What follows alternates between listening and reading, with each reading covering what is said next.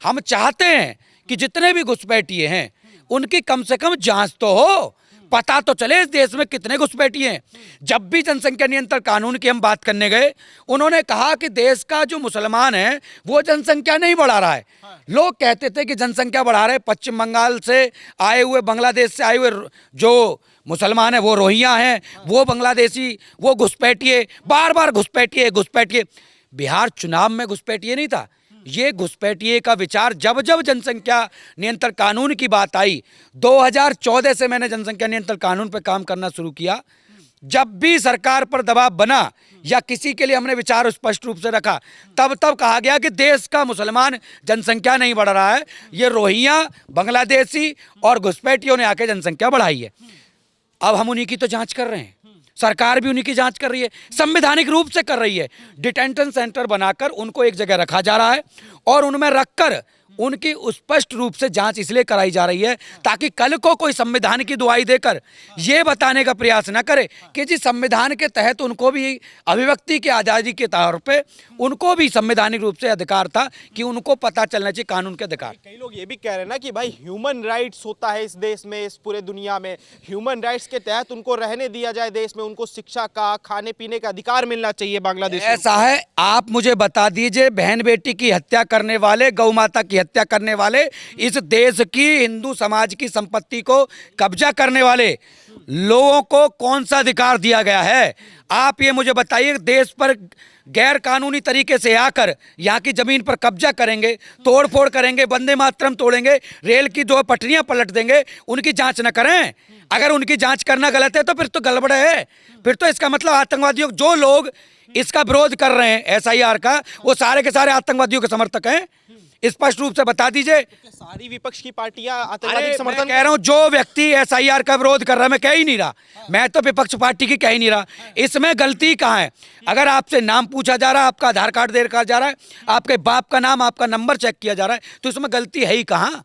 और आप इसका भी विरोध कर रहे हो। राष्ट्र के हित में ये पता चलना चाहिए कि देश में कितने घुसपैठिए रहते हैं, तो गड़बड़ी कहाँ है? और जो लोग इसका समर्थन कर रहे हैं वो सारे के सारे आतंकवादियों का समर्थन करने वाले और आतंकवादी हैं। विपक्ष के लोग तो कह रहे हैं कि भाई एसआईआर के तहत मुसलमानों को टारगेट करना, जो भारत के आम मुसलमान हैं उनको टारगेट करना, उनका नाम काटना है। ऐसा ये किसने बोला? एनआरसी आ जाएगा, सब मर जाएंगे। वो नागरिक संशोधन आ जाएगा, उसमें जो है सब मर जाएंगे, भग जाएंगे, भगा देंगे। ऐसा है कि जो हुआ ही नहीं है। फिर ऐसा हो जाएगा तो किसान, जैसे किसान आंदोलन में क्या हुआ था, किसान आपकी जमीन कब ला ली जाएगी, ऐसा हो जाए, अरे होने से पहले ही सब कुछ हो जाएगा क्या?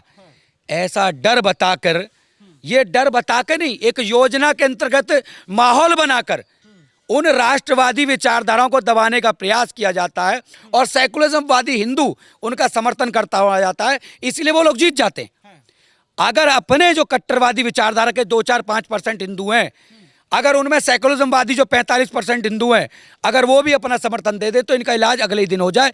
कोई भी पार्टी का व्यक्ति विरोध ना करे। ये पार्टी के विरोध इसीलिए कर पाते हैं, गौ माता के लिए कोई कहता है कि जी बदबू आती है, मगर वही व्यक्ति जब अजमेर शरीफ दरगाह पे आगरा में जाकर, आगरा में दरगाह में जाके चद्दर चढ़ाता है तो मरी हुई लाश में से बदबू नहीं आ रही, मतलब गाय में से बदबू आ रही है, गाय के मूत्र में से, गाय के गोबर में से बदबू आ रही है, मरी हुई लाश में से नहीं आ रही जो सड़ रही है। वहां उस दरगाह में जाके देख नहीं रहे, गड़ी तो रहा आदमी, सड़ाई तो है, तो ये बात क्यों नहीं स्पष्ट हो जाती है? वो तो कह रहे कि भाई जैसे यूपी चुनाव नजदीक आ रहा है, 2027 में यूपी चुनाव है, योगी जी की राजनीति हिंदू मुस्लिम पे टिकी हुई है, बिना हिंदू मुस्लिम करे वो जीत नहीं सकते। एसआईआर एक मुद्दा लेके आ गए कि बस इससे हिंदू मुस्लिम होगा, वंदे मातरम लेके मुद्दा आ गए, इससे हिंदू मुस्लिम होगा। नहीं, आप मुझे बताइए, किसी बहन बेटी के मुंह पे ये माइक लगाइए और माइक लगा के पूछिए, क्या अखिलेश यादव की सरकार में तुम सुरक्षित थी या योगी आदित्यनाथ की सरकार में सुरक्षित थी? परिणाम बता देगी। मकान दुकान से लेकर, शौचालय से लेकर, व्यवस्थाओं से लेकर, सड़क नाली से लेकर, गुंडा मुख्तार अंसारी से लेकर अतीक अहमद तक, जो बहन बेटियों को छोड़िए, पुलिस की बहन बेटियों को भी जो है निर्वस्त कर दिया करते थे, आज उनको जो है मुंह तोड़ जवाब देके ऊपर भेज दिया 72 ऊरों के पास। ये योगी आदित्यनाथ का कमाल है। बलात्कार करने के बाद, बहन बेटी के साथ गलत करने के बाद एक रेड लाइट पार नहीं हो देती थी, अगले दिन उसका एनकाउंटर नजर आता है, बिल्डोजर चला के उसका घर घेर दिया जाता है। सारे के सारे गुंडे माफिया यूपी से खत्म हो गए। आप कह रहे हो कि खाली हिंदू मुस्लिम करते हैं, क्या ये देखकर योगी आदित्यनाथ ने जो है एनकाउंटर करवाए कि मुसलमान है कि हिंदू है? योगी आदित्यनाथ ने एक ही चीज देखी, जो क्राइम कर रहा है, जो गलत कर रहा है, उसका उन्होंने विरोध किया, उसका जो है अंत किया है। तो इसमें से स्पष्ट है। खाली सबसे ज्यादा क्राइम करने वाले के मुसलमान ही हैं, सबसे ज्यादा बुलडोजर से जिसका घर गिराया गया वो मुसलमान है। लखनऊ का अकबर नगर था, पूरा का पूरा साफ कर दिया गया। अब देखिए सबसे ज्यादा उसमें मुसलमानों के घर थे, सबसे ज्यादा टारगेट मुसलमानों को टारगेट किया जा रहा है योगी जी की सरकार। हाँ, ये अब इससे ये स्पष्ट हो गया, हिंदू समाज जान ले कि सबसे ज्यादा लैंड जिहाद जिन्होंने किया वो मुसलमान है। आपने बता दिया, आपसे बातों से पता चल गया कि भाई योगी जी ने तो पद किया हो या ना किया हो। अब आपके अखबार इसके चैनल के माध्यम से लोगों में ये जरूर चला जाएगा कि सबसे ज्यादा लैंड जिहाद जो हुआ था वो मुसलमानों ने किया था, जिसे योगी जी ने दुरुस्त किया है। और जितने भी ज्यादातर गुंडों के एनकाउंटर हुए वो सभी मुसलमान निकले एनकाउंटर के बाद। तो इसका मतलब मुसलमानों में ही गुंडे और आतंकवादी पल रहे हैं, तो ये भी स्पष्ट हो जाता है। अब रही बात हिंदू की, जिनके घरों में एक एक बच्चा है, वो बच्चों को पढ़ा रहे हैं, लिखा रहे हैं, और जो 8-8 10-10 बच्चे सुअर की तरह पहला के मकान दुकान पे कब्जा, इसकी कब्जा, उसका मकान घेर लिया, तो इनका तो अंत होना निश्चिंत है। राक्षसों का अंत होना है, और राक्षसों का अंत ऐसे ही देवताओं के तौर पे होता है। तो योगी जी तो एक देवता के तौर पे उत्तर प्रदेश में है। 27 में लग रहा है वापसी होगी योगी जी की, रोक लेगा क्या कोई?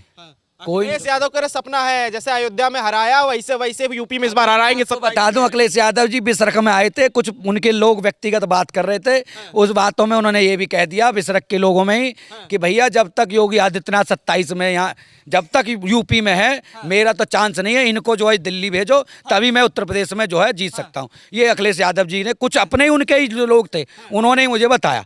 अभी बिसरख में अभी क्रिकेट टूर्नामेंट में देखे गए थे सम्मान, और वहाँ खुद ही कह बैठे कि जब तक ये व्यक्ति यहाँ है तब तक नंबर नहीं। वो खुद ही जानते हैं अंदर से, अब मीडिया में कुछ भी कहें, वो बढ़िया से जानते हैं कि इस व्यक्ति ने जो काम किया है मैं कभी जीवन में नहीं कर सकता था, और इन्होंने करके दिखाया है। लेकिन अखिलेश यादव पीढ़े की बात करते हैं, पिछड़ा दलित अल्पसंख्यक की बात करते हैं, वो सबको साथ लेके चलते हैं, सेक्युलर नेता है अखिलेश यादव, तो क्यों नहीं उनको फिर वोट देगा यूपी? सेकुलरिज्म का मतलब जिहाद का समर्थन नहीं हो सकता, नहीं हो सकता, नहीं हो सकता। आप जो है जाटव, वाल्मीकि, कुमार, गडरिया से लेकर जितने भी हमारे समाज के लोग हैं, आप उनके साथ में मुझे बस इतना बता दीजिए कि जब जब कोई जिहादी, कोई बहन बेटी कोई लव जिहाद में फंसाता है या उसके साथ गलत हरकत करता है, आप मुझे एक केस दिखा दीजिए, या यादव की भी बेटी रही होगी तो अखिलेश यादव ने आकर उस जिहादी का इलाज किया हो, तो मुझे एक नाम आप ही गिना दीजिए चैनल के माध्यम। मौलाना साहब ने उनकी पत्नी को बोला था, उस पर तो कुछ बोले नहीं। अरे उस पर बोलते कैसे? अगर मौलाना के खिलाफ बोल जाते तो सारे के सारे जो जिहादियों की वोट थी वो हट नहीं जाती। वोट की राजनीति के चक्कर में जो पति का धर्म है वो ना निभा सके, वो तो मैं किसी के खिलाफ तो नहीं, मगर एक जरूर जानता हूं कि मरा हुआ, तबाह हुआ, कुचला हुआ, रिक्शे पर चलाने वाला, 500 रुपए की दिहाड़ी करने वाला आदमी भी अगर उसकी बहन बेटी के खिलाफ, उसकी बीवी के खिलाफ कोई बोल दे, साला प्रतिकार तो वो भी करता है। आप तो पूर्व मुख्यमंत्री थे, आपको तो इलाज करना चाहिए था उसका। और सुनो, कुछ भाटी भाइयां पर ग्रेटर नोएडा के, उन्होंने जब उसका इलाज किया, अखिलेश यादव जी ने उनका समर्थन नहीं किया, उनका कोई सम्मान नहीं किया। मगर ये यहाँ गौ माता की हत्या करके काट के खाने वाला, अभी वो क्या नाम है उसका, आसिफ है, अशरफ जो भी है, उसको करोड़ों रुपए के फ्लैट दिए ग्रेटर नोएडा में लाके, उसको करोड़ों रुपए की संपत्ति दे दी। क्यों? गौ माता की। और उसके लिए बहुत सारे हिंदू भाई, चाहे उसमें जाट भी थे, गुजर भी थे, यादव भी थे, अभी भी जेल काट रहे हैं। और योगी जी ने जो गौ कसी के दौरान ग्रेटर नोएडा में घटना हुई थी, उसी के कारण से उनको मुक्त करने का योगी जी ने काम किया है, उनको दोष मुक्त किया है। नहीं, अगर हिंदुत्ववादी सरकार है उत्तर प्रदेश में, गौरक्षा पे कानून बना दे, क्यों नहीं बन पा रहा है? 2014 से बीजेपी सरकार है सेंट्रल में, 10 साल से योगी जी के होने वाले हैं, 9 साल हो गए हैं, क्यों नहीं गौरक्षा पे कानून बना देते योगी? देखिए, ये बात आपने 100% सही कही कि इस पे कानून बन जाना चाहिए, मगर मैं इतना भी जानता हूं कि कानून की जरूरत नहीं है। सनातन धर्म को जिंदा रखने के लिए हर हिंदू के चौखट पर एक गौ माता बंधनी चाहिए। होने के लिए तो ये भी होना चाहिए, हर हिंदू, इस नोएडा के अंदर मुश्किल से मुश्किल 4-5 हजार गाय होंगी, मगर वर्तमान में जो यहाँ के लोग मौजूद हैं, अगर हर आदमी अपनी अपनी चौखट पर एक गौ माता बांध ले, तो मैं बता रहा हूँ एक गौ माता हमारी दिखाई नहीं देगी। और किसी की हिम्मत नहीं है ज्यादा की कि हमारी गौ माता को काट जाए। और कोई कानून की जरूरत, हर चीज के लिए कानून जरूरी नहीं है, कुछ जगह पर भावनाएं और सनातन धर्म का जिंदा होना भी जरूरी है। हर बात के लिए कानून। भैंस तो नहीं ढूंढ रही, भैंस तो रोडों पे घूमती हुई नजर नहीं आ रही, क्योंकि भैंस की कीमत लग रही है, गाय की कीमत नहीं, तो आप छोड़ देते हो। तो इसके लिए जिम्मेदार कौन? आप भी बताइए ना। और जो लोग हिंदू देख रहे हैं वो भी जागरूक हो, और वो भी चेतना में लेके आए कि आपकी गौ माता अगर रोडों पे घूम रही है, इससे बदनामी आपकी होती है। आप करोड़ों अरबों की संपत्ति के मालिक हैं, अगर एक गौ माता अपनी चौखट पे बांध लेंगे तो इससे आपका कुछ भी कमजोर नहीं होने वाला। आपके बच्चे, आपके परिवार, आपको किसी दो पंडित को हाथ दिखाने की, पत्राओं में दिखाने की, कुंडली दिखाने की कोई जरूरत नहीं है। बस गौ माता को अपने चौखट पे बांध के तो देखिए, परिणाम आपके सामने होंगे। बाबरी मस्जिद भी बन रही है मुर्शिदाबाद में, क्या कहिएगा इस पे? ये लैंड जिहाद का हिस्सा है और ये जगह जगह पे मकबरे बनाकर, मस्जिदें बनाकर, जो जब मर जाते हैं उन्हें कोई गड्ढा पक्का ठोक के ये जगह जगह होता है। ऐसे बाबर हो, बाबर के अब्बा खलजी हो, तैमूर लंग हो, टीपू सुल्तान हो, अकबर, हुमायूं, जगह जगह किसी न किसी की चद्दर ओढ़ के सोने वालों की बनी रही हैं।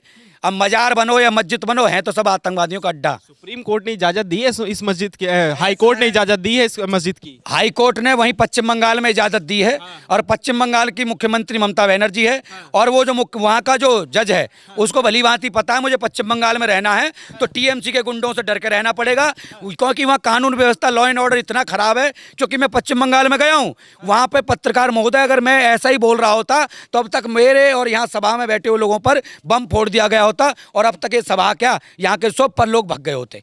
क्योंकि पश्चिम बंगाल में जहां पुलिस के सामने खड़े होकर हिंदुओं को पीटा जाता हो, बहन बेटियों को निर्वस्त्र कर दिया जाता हो, बलात्कार होते हो, 84 लोगों को जिंदा चुनाव जीतने के बाद जिंदा जला दिया जाता हो, एक विधायक तड़पती तड़पती पैरों में गिर जाती हो, वहां पे आप ये उम्मीद नहीं कर सकते कि एक हाई कोर्ट का जज स्वतंत्र रूप से अपनी विचारधारा को रख सके। नहीं रख सकता था वो।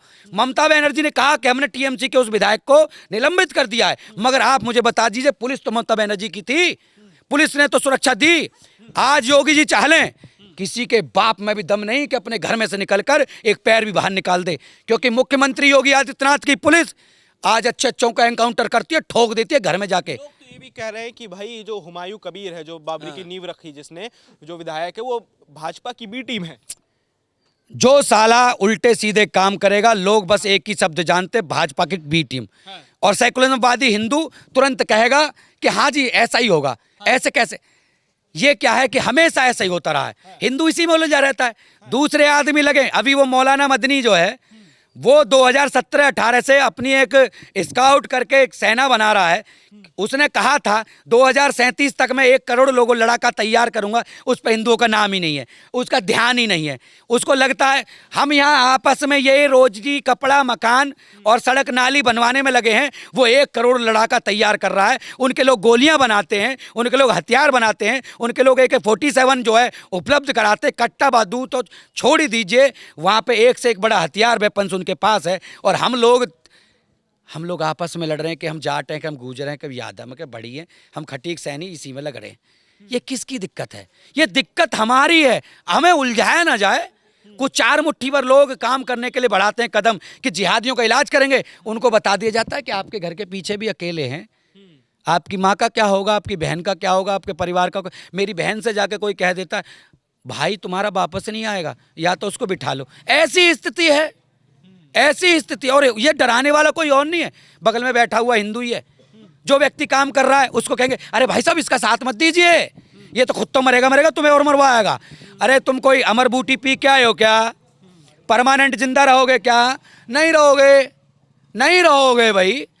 कोई भी अमरबूती नहीं, आपको मौत आनी है। अगर वो धर्म के काम करते हुए आपको अगर मौत आती है तो आप मौत नहीं होगी, वो वीर गति होगी जिसे योद्धा मिलती है। मेरा सवाल आपसे, मुसलमानों से इतनी दिक्कत क्या है आपको?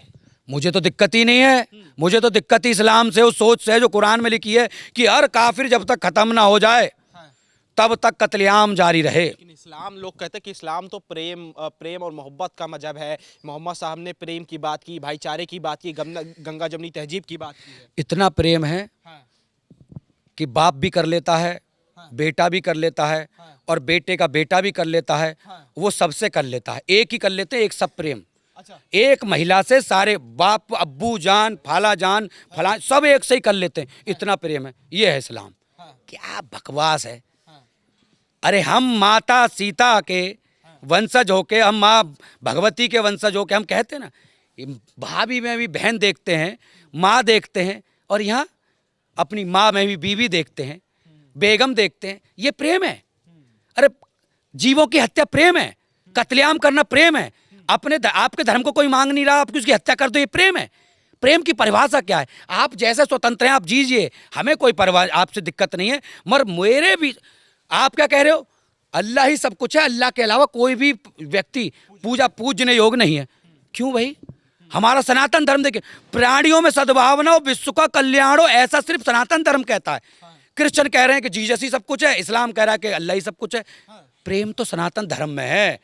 पेड़ से, पौधों से, जीव से, जंतु से, चींटियों से, ऑक्सीजन के लिए हम तुलसी माता को पूजते हैं, हम पीपल को पूजते हैं, हम बबूल को पूजते हैं, नीम को पूजते हैं, हम चींटियों को भोजन देते हैं, हम हर किसी को देते हैं। सनातन धर्म है, सत्य की पताका लहराने वाला सनातन धर्म है, प्रेम की पताका लहराने वाला। प्रेम के लिए भगवान श्री कृष्ण ने 16 ऐसी महिलाओं के ऊपर विचार रख के बताया कि आप मेरा नाम बता देना कि वासुदेव श्री कृष्ण हैं। तो उस ऐसे जिनको कोई समाज में सम्मान नहीं था, उन महिलाओं को सम्मान देने का काम किया। और यहाँ तो अब मैं कुछ कहूँगा 6 साल की बच्ची का साथ क्या हुआ तो फिर लोग कहेंगे देखो क्या बोल दिया।